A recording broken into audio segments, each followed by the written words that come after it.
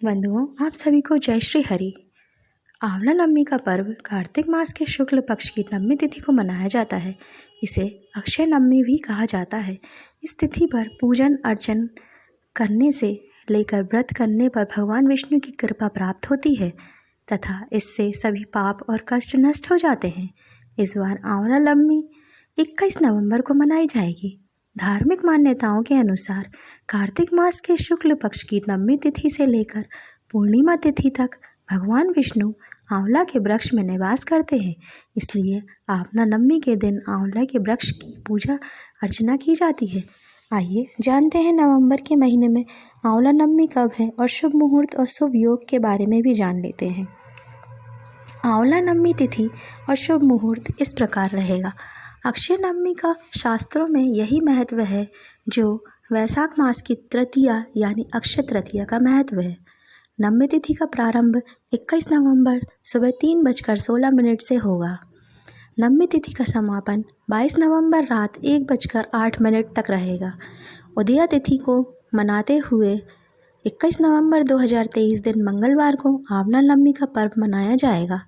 शुभ मुहूर्त सुबह 6:48 से दोपहर 12:07 तक रहेगा। आंवला नवमी शुभ योग रहेगा। आंवला नवमी के दिन शाम 8:01 से अगले दिन 6:49 तक रवि योग रहेगा। इसके साथ ही इस दिन हर्षण योग भी बन रहा है। इस पूरे दिन पंचक भी लग रहा है। आंवला नवमी का महत्व क्या है दोस्तों, आइए जान लेते हैं। आंवला नवमी को कुष्मांडा नवमी और जगधात्री पूजा के नाम से भी जाना जाता है। शास्त्रों में बताया गया है कि इस दिन जो भी शुभ कार्य जैसे दान, पूजा अर्चना, भक्ति, सेवा आदि की जाती है उसका पुण्य कई जन्मों तक मिलता है। इसलिए इस तिथि को अक्षय नवमी के नाम से भी जाना जाता है। ऐसी मान्यता है कि इस दिन ही द्वापर युग का आरंभ हुआ था और इस दिन से ही भगवान कृष्ण ने अपनी बाल लीलाओं को त्याग कर मथुरा चले गए थे। आंवला भगवान विष्णु को अत्यंत प्रिय फल है।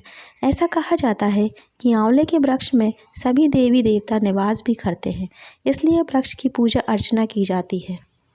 बंधुओं, इसकी पूजा विधि किस प्रकार है ये हम जान लेते हैं। आंवला नवमी वाले दिन सुबह उठकर स्नान करें, फिर आंवले के पेड़ के नीचे पूर्व की दिशा की तरफ मुंह करके भगवान विष्णु जी का पूजन करें। पेड़ की जड़ में दूध अर्पित करें। आंवले के पेड़ के चारों तरफ सूत लपेटें, कपूर या देसी घी का दीपक जलाएं और पूजा करें। आंवले के पेड़ पर मौली बांधकर भगवान विष्णु के मंत्र का जाप करना चाहिए। भगवान की आरती के साथ ही पेड़ की 108 बार या 11 बार परिक्रमा करें। इस दिन कद्दू व सोने का दान देना बहुत शुभ माना जाता है।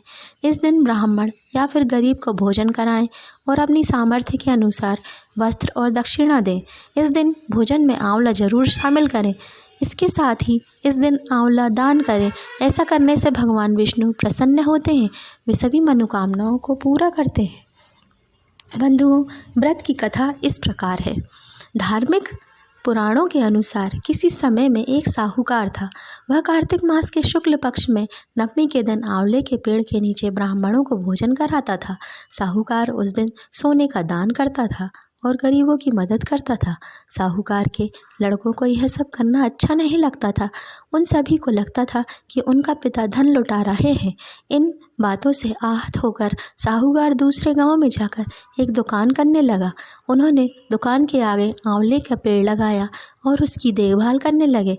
साहूकार की दुकान खूब चलने लगी और बेटों का कारोबार बुरी हालत में पहुंच गया। साहूकार के बेटे अपने पिता के पास पहुंचे और क्षमा मांगी। पिता ने उन्हें क्षमा कर दिया और उन्हीं सभी को आंवले के वृक्ष की पूजा करने का कहा। उनके बेटों ने बात मानी और आंवले की पूजा करने लगे। कुछ ही समय में उनका काम धंधा पहले की तरह चलने लगा।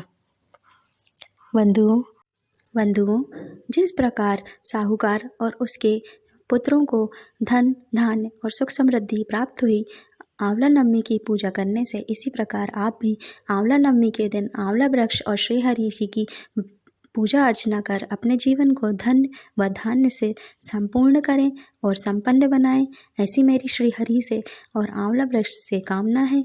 इसी के साथ मैं आपसे यही कहना चाहूँगी कि यदि आपको ये वीडियो पसंद आया हो तो प्लीज़ लाइक कर दीजिए, चैनल पर नए हो तो सब्सक्राइब कर दीजिए। बने रहिए ऐसे ही अच्छे वीडियो देखने के लिए मेरे साथ।